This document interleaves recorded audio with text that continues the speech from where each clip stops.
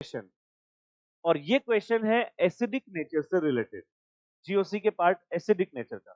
तो क्वेश्चन देखते हैं, क्वेश्चन में क्या कहेगा, which of the following is correct order of के ऑफ द फॉलोइंग कंपाउंड। तो पहले तो हम ये देख लेते हैं के क्या होता है। तो यहाँ कॉन्सेप्ट क्या यूज होगा, K is directly proportional to acidic nature, acidic nature, या इसका रिवर्स भी कह सकते हैं, acidic nature is directly proportional to के।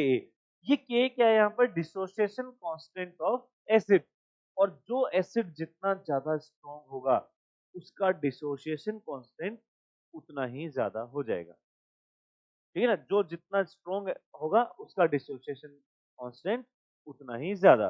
तो यहाँ पर देखें, फर्स्ट फर्स्ट में जो कॉन्सेप्ट लगेगा, यानी हम देखें ए में जो कॉन्सेप्ट यहाँ पर हम लिख लेते हैं, ए का जो कॉन्सेप्ट है ये है SIR, steric inhibition of resonance.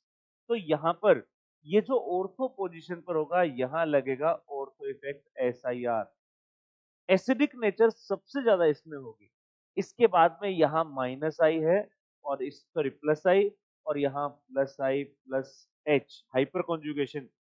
जितना ज्यादा पॉजिटिव इफेक्ट एसिडिक नेचर उतनी ही कम। तो फर्स्ट जो है ए, इसका जो ऑप्शन ए है ये करेक्ट है। इसमें के का ऑर्डर जो है बिल्कुल करेक्ट ऑर्डर है। चलिए अब आते हैं ऑप्शन बी पर। ऑप्शन बी की अगर हम बात करें तो यहां पर जो सल्फोनिक एसिड है ये मैक्सिमम एसिडिक होगा। ये जो सल्फोनिक एसिड ग्रुप है ये इस केस में मैक्सिमम एसिडिक होगा, मैक्सिमम एसिडिक। इसका मतलब ये आंसर तो गलत हो गया, क्योंकि इसमें जिसको सबसे आगे होना था वो सबसे लास्ट में हो गया। तो ये ऑर्डर जो है ये इनकरेक्ट है। Next option C. Option C में अगर हम देखें सल्फोनिक एसिड को सबसे आगे लेके आ, उसके बाद में जो बाकी तीनों हैं ये कार्बोक्सिलिक एसिड है, तीनों के तीनों ही, यानी ये तो सबसे आगे आ गया, यहां तक सही है। अब इसको और आगे चेक कर लेते हैं। यहाँ जो NO2 है इसका, इस NO2 का जो यहाँ CH3 का इफेक्ट लगेगा SiR, और SiR इफेक्ट जो होता है दोनों तरफ से लग रहा है। SiR इफेक्ट एसिडिक नेचर को इंक्रीज करता है, यानी ये जो सेकंड होगा ये थर्ड एंड फोर्थ से ज्यादा हो जाएगा।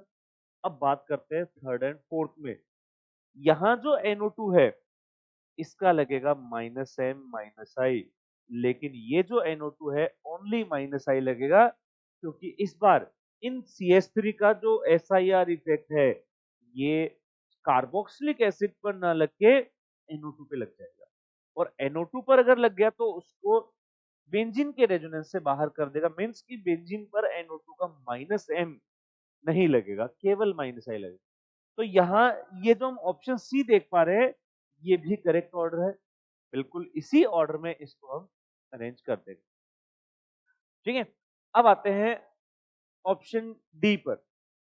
डी ऑप्शन की अगर हम बात करते हैं तो यहाँ पर फर्स्ट ऑप्शन तो करेक्ट है, क्योंकि जो हाइड्रोजन रिलीज होगा कार्बोक्सिलेट आयन बनेगा, उनको दोनों OH हाइड्रोजन बॉन्डिंग से स्टेबल कर देंगे। लेकिन यहाँ ऑप्शन में प्रॉब्लम आ गई आगे। यहाँ जो है ये जो सैलिसिलिक एसिड है, salicylic acid is more acidic then benzoic acid, वही नेगेटिव जो है हाइड्रोजन बॉन्डिंग से स्टेबल हो जाएगा। इसलिए ऑप्शन डी भी इनकरेक्ट है। ऑप्शन डी में करेक्ट क्या होना चाहिए था, कि जो सैलिसिलिक एसिड है वो सेकंड नंबर पे आना चाहिए था, सेकंड वाला थर्ड पे होना चाहिए था। तो इसके जो आंसर्स होंगे वो आंसर क्या होंगे, option A and option C. तो option A and option C are the correct answer for this